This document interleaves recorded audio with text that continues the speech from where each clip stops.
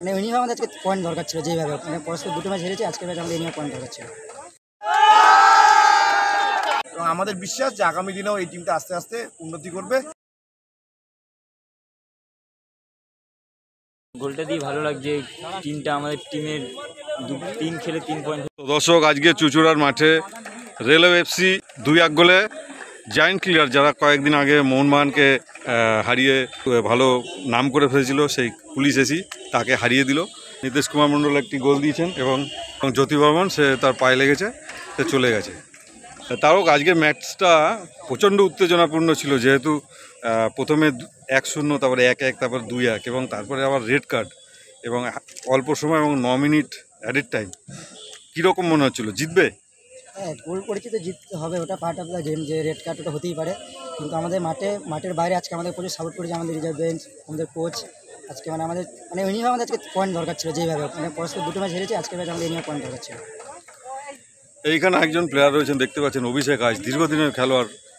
আজকে সত্যি মোহনবাগানকে হারিয়েছিল পুলিশ টিম, আমাদের কাছে সত্যি অনেক টাফ ছিল। কিন্তু আমাদের কাছে 3-4টে অস্ত্র চলে আসাতে, যেমন তারক, আমাদের গৌরব, সায়ন এবং ব্রিলিয়ান্ট খেলেছে সবাই। আমাদের অস্ত্র চলে এসছে হাতে, এবার আমরা এগোবো আগে, দেখা যায়। এবং আরেকজন গোলদাতা, দ্বিতীয় গোলদাতা, মানে উইনিং গোল যাকে বলে, নীতিশ, গোলটা দিয়ে কীরকম লাগলো? যেহেতু আগের দুটো ম্যাচ তোমরা ভালো ফল করতে পারোনি, কিন্তু পুলিশের দিকে হারালে। গোলটা দিয়ে ভালো লাগছে, টিমটা আমাদের টিমের 3 খেলে 3 পয়েন্ট হলো। দুটো ম্যাচ পরপর হেরেছি, এই পয়েন্টটা দরকার ছিল আমাদের, মানে লিগে ক্যারি করার জন্য।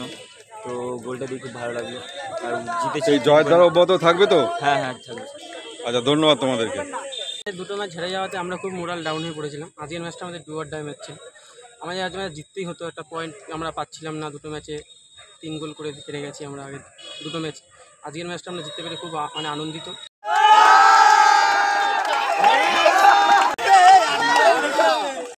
তো এখানে রয়েছেন রেলওয়ে এফসির মুখ্য প্রশিক্ষক নিরঞ্জন গুহ, লাইসেন্স প্রাপ্ত প্রশিক্ষক।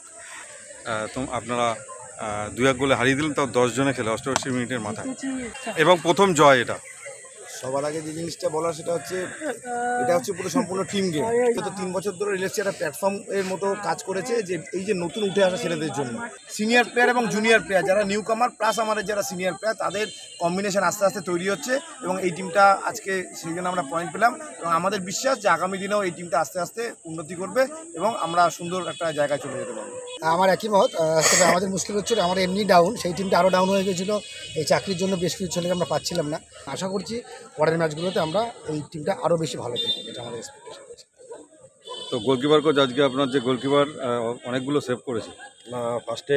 ফার্স্ট গোলটা মানে কোনো একটা কারণে হয়তো জাজমেন্টাল হয়ে গেছিলো বলটায়, বাট সেকেন্ড হাফ ও পুরো খেলে পুষিয়ে দিয়েছে। এখনও অনেক খেলা বাকি। যে ওরা আগের ম্যাচে মোহনবাগানকে হারিয়েছে, আমরা হারিয়েছি ওদেরকে, এটা প্রচার হয়ে আমাদের থেকে সুবিধা পাবো। অনেক টিম আমাদের এবার ভয় পাওয়া শুরু করবে। আমরা চাইছি আরও বেটার রেজাল্ট করতে, কোচ যেরকম বলবে সেরকম খেলবে, টিম আরও ভালো জায়গায় যাবে। 2 মাস ধরে যে নিবিড় পরিশ্রম করেছি, তার একটা ফল পেয়েছি। এটা শুরুয়াত, আমরা চাইবো এই কন্টিনিউশনটা থাকবে তো? এই কন্টিনিউশনটা চেষ্টা করবো থাকার। ধন্যবাদ। Thank you.